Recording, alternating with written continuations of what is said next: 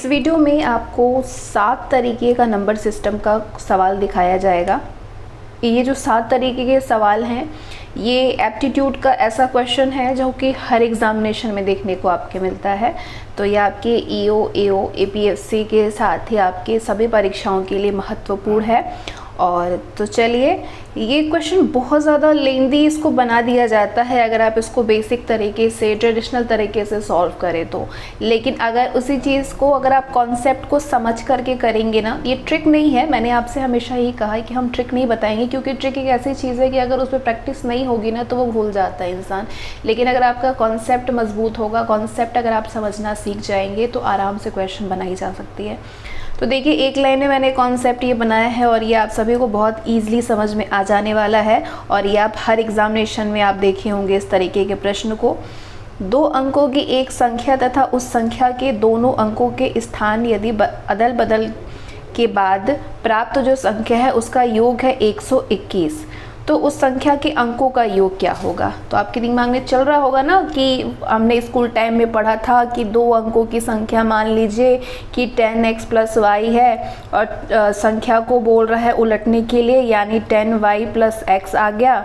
ठीक है, और फिर क्वेश्चन कह रहा है कि दोनों को अदल बदल करने के बाद प्राप्त संख्या 121 है, यानी कि हम पहले 10x + y माने थे, उसके बाद दूसरा जो हमने माना वो बदलने के बाद 10y + x हो गया।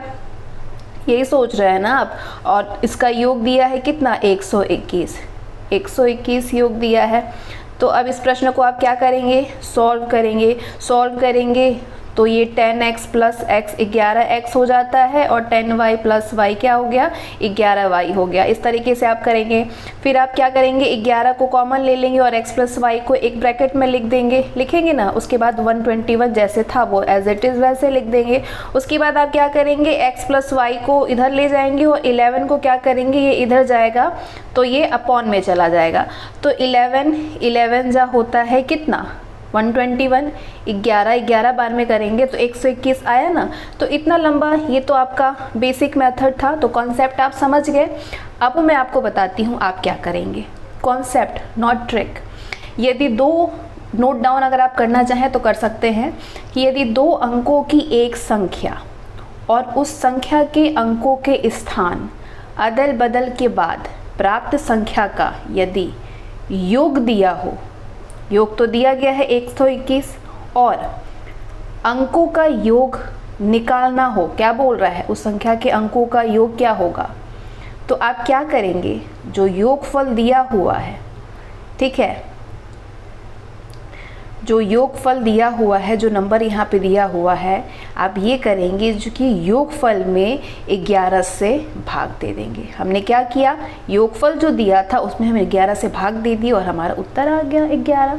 हमें इतना लंबा मेथड यूज़ करने की ज़रूरत ही नहीं थी, हमने कॉन्सेप्ट समझ लिया और हमारा क्वेश्चन बहुत ईजिली सॉल्व हो गया। चलिए, इसी प्रकार से आप दूसरा प्रश्न भी देख लीजिए। दूसरा प्रश्न आप देख सकते हैं, इस तरीके से अंतर पूछा जाता है कि 2 अंकों की संख्या तथा उस संख्या के दोनों अंकों के स्थान अदल बदल के बाद प्राप्त संख्या का अंतर दिया है 63। प्राप्त संख्या का अंतर 63 हो तो उस संख्या के अंकों का आपको अंतर निकालना है। अब क्या करेंगे, अब तो योगफल में से 11 तो भाग करेंगे नहीं। अब क्या करेंगे, आपके दिमाग में अंतर वाला मेथड याद आएगा। अंतर वाला जब मेथड आपको याद आएगा तो आप तुरंत कहेंगे कि अंक मान लेते हैं हम 10x + y, और जो उल्टा करेंगे तो 10y + x हो जाएगा। बस क्या करेंगे, आप ये कुछ नया करेंगे, ये कि जहाँ प्लस लगा रहे थे वहाँ पे आपने लगा दिया माइनस, और बस सॉल्व करना शुरू कर देंगे। इस कॉन्सेप्ट से करेंगे ना, बहुत लंबा मेथड हो जाएगा। अब तो क्या करेंगे आप, कॉन्सेप्ट आपको मालूम ही है, तो बस कुछ नहीं करना है। 2 अंकों की संख्या और उस संख्या के अंकों के स्थान बदलने के बाद प्राप्त संख्या का अंतर यदि अगर आपके पास दिया है तो अंकों का अंतर निकालने के लिए बोल रहा है। तो जो अंतर दिया है यानी जो 63 दिया है उसमें आप 9 से भाग दे दीजिए। यदि योगफल दिया है तो 11 से भाग दे दीजिए, यदि अंतर कह रहा है तो 9 से भाग दीजिए, और 63 में 9 से करेंगे तो 9 7 जा होता है 63, और यानी हमारा 7 उत्तर आ जाएगा। तो क्यों इतना लेंदी हम बनाए सवाल को, अगर हमको कॉन्सेप्ट मालूम है तो हम एक लाइन में आंसर दे सकते हैं, माइंड में ही सारी चीज़ों को ध्यान करके। बस ऑप्शन दिया है जहाँ देखेंगे 7 वहाँ हम फट से करेंगे टिक। ये सातों मेथड बहुत मज़ेदार है और इस तरीके के क्वेश्चन आपके पास आएगा ना तो आप तुरंत करेंगे इसको सॉल्व। 2 अंकों की किसी संख्या के अंकों का योगफल यदि 11 है, यदि अंकों को परस्पर पलटकर यानी अदल बदल कर उसी संख्या में जोड़ दिया जाए तो अब क्या आपसे पूछ रहा है? अब आपसे पूछ रहा है योगफल। क्या पूछ रहा है? योगफल। योग नहीं पूछ रहा है आपसे, अंतर नहीं पूछ रहा है, यहाँ आपसे योगफल की बात हो रही है, यानी मल्टीप्लाई जैसा कुछ करना है आपको। ठीक है, तो आप क्या करेंगे? अगर आपको वही बेसिक यूज़ करेंगे तो 10x + y रखेंगे, उसके बाद अंकों की स्थिति को अदल बदल करने के बाद आप 10y + x कर देंगे। अब क्या करेंगे आप? 10x + y, फिर उसके बाद plus 10y + x equal to आप क्या करेंगे? उसको सॉल्व करेंगे। 11x जो दिया हुआ है ये, फिर 11x करेंगे, फिर 11y करेंगे, फिर इक्वल टू 11 करेंगे, फिर उसी में गुणनफल यानी x + y। क्यों इतना लंबा मेथड करना? बहुत ईजी, सुनिए क्या करेंगे। यदि दिया हो 2 अंकों की किसी संख्या के अंकों का योगफल यदि दिया है, क्या दिया है? योगफल दिया हो, ठीक है, और अंकों को परस्पर पलटकर उसी संख्या में जोड़ दिया जाए।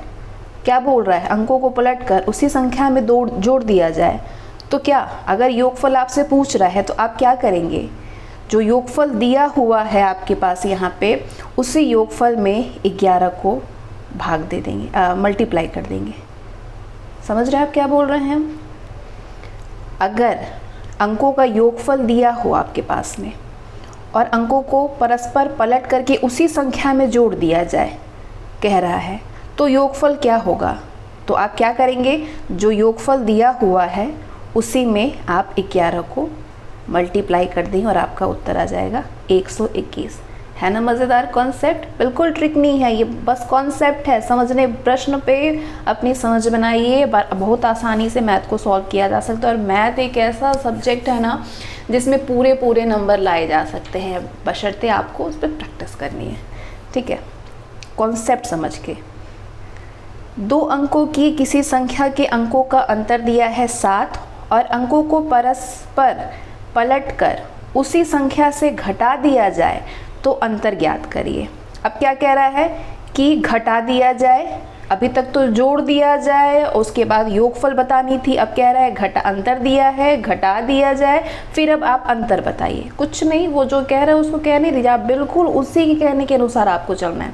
प्रश्न जो कह रहा है बस उसी के कहने के अनुसार आपको चलना है। और करना आपको ये है कि 2 अंकों की किसी संख्या के अंकों का यदि अंतर दिया है और अंकों को परस्पर पलट करके उसी संख्या में से घटा दिया जाए, तो यदि अंतर आपको ज्ञात करनी है तो आप क्या करेंगे? 9 में अंकों का जो अंतर दिया है उसको मल्टीप्लाई कर देंगे और आपका उत्तर आ जाएगा। अब यहाँ पे स्थिति को आप समझिए। अगर आपको क्या करना था, यदि आपको अंकों का अंतर बताना था तो आपने 9 से डिवाइड किया था, योग बताना था तो 11 से डिवाइड किया था। अब यहाँ पे योगफल दिया हुआ है और आपको निकालना है योगफल, तो आप क्या करेंगे? 11 से मल्टीप्लाई कर देंगे। और उसी चीज़ में यदि अंतर निकालना हो तो आप क्या करेंगे? 9 से मल्टीप्लाई कर देंगे। समझ रहे हैं आप चीज़ों को? तो बस यही करनी है आपको। जो अंतर दिया है उसमें आप 9 को मल्टीप्लाई कर देंगे और 63 आपका आंसर आ जाएगा। अब यहाँ जो 2 प्रश्न आपके पास आएंगे ये थोड़ा सा अलग होगा। किसी संख्या में 7 से गुणा करके गुणनफल में 7 जोड़ने पर प्राप्त संख्या यदि 17 से विभाज्य हो, विभाज्य आप समझ रहे, यदि 17 से विभाजित हो जाए तो वो छोटी संख्या, मतलब वो सबसे छोटी संख्या विभाज्य संख्या क्या होगी बतानी है आपको। एक तो बोल रहा है कि 17 से विभाज्य हो, तो वह सबसे छोटी संख्या विभाज्य संख्या क्या होगी आपको ये बतानी है। ठीक है, किसी संख्या में 7 से गुणा करके गुणनफल में 7 जोड़ने पर प्राप्त संख्या यदि 17 से विभाज्य हो तो वह सबसे छोटी विभाज्य संख्या क्या होगी। अब यहाँ पे आपको कुछ नहीं करना है। क्या करना है? आपको एक फॉर्मूला याद करनी है कि यदि किसी संख्या में किसी दूसरी संख्या दूसरी संख्या मान लीजिए ये आपका क्या है, a है, यानी दूसरी संख्या से गुणा करके प्राप्त जो जोड़ है, प्राप्त जोड़ देने पर तीसरी संख्या आपकी निकल जाएगी। तो क्या करेंगे आप रख देंगे a, ठीक है। मान लेंगे कि आपका जो दूसरी संख्या है वो a है और प्राप्त संख्या का जोड़ आपको मानना है a और तीसरी संख्या आपको मानना है b। तो ब्रैकेट में क्या करेंगे, b माइनस 1 कर दीजिए और बाहर ब्रैकेट के a लिख दीजिए, ठीक है। तो ये आपका एक फॉर्मूला तैयार। अब इस फॉर्मूला को आपको करना है अच्छे से याद और उसके बाद आपको प्रश्न सॉल्व करना है। अब आपसे क्या कह रहा है कि किसी संख्या में 7 से गुणा करके, यानी a की जगह 7 रख देंगे, 7 से गुणा करके गुणनफल में 7 जोड़ने पर, गुणनफल में 7 जोड़ने पर, यानी हमारा a भी 7, a तो 7 है लेकिन कह रहा है गुणनफल में हमको 7 जोड़नी है। इसका मतलब कह रहा है कि जोड़ने पर प्राप्त संख्या 17 से विभाज्य है, यानी हमारा b क्या है, हमारा b 17 है, यानी 17 में से हम 1 को माइनस कर देंगे और फिर प्लस कर देंगे 7।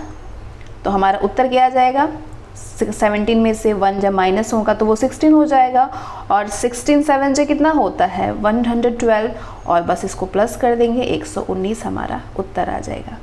कुछ नहीं करना है आपको। यदि किसी संख्या में किसी दूसरी संख्या a से गुणा करके प्राप्त गुणनफल में a जोड़ देने पर एक तीसरी संख्या b से विभाज्य हो तो वो विभाजित होने वाली जो छोटी से छोटी संख्या होगी वो आपका होगा a छोटे ब्रैकेट में b माइनस 1 और प्लस a। बस इसी फॉर्मूला पे आपको इस क्वेश्चन को सॉल्व कर देनी है। इसको आप स्क्रीनशॉट लेना चाहें तो ले सकते हैं क्योंकि ऐसे प्रश्न आपको देखने को मिलेगा ही। आगे बढ़ते हुए 60 टाइप के क्वेश्चन मैं लेकर के आई थी। अब आपके पास ये लास्ट बचे हुए 2 प्रश्न हैं। यदि किसी संख्या में 13 से गुणा करके गुणनफल में से 13 घटा दिया जाए तो 9 से विभाजित होने वाली छोटी से छोटी संख्या क्या होगी। अब यहाँ पे प्रश्न आपको क्या बोल रहा है, गुणा करके। अभी ऊपर आपने गुणनफल तो दिया था लेकिन यहाँ पे आपसे कह रहा है कि गुणा करके गुणनफल में से 13 को वहाँ जोड़ने की बात हो रही थी, यहाँ घटाने की बात हो रही है। अब समझिए परिस्थिति को। जब जोड़ने की बात कर रहा था तो आपने फॉर्मूला यूज़ किया था कि a बड़े ब्रैकेट में इंटू छोटे ब्रैकेट में b और -1 करके सॉल्व किया था आपने जब जोड़ने के लिए कह रहा था।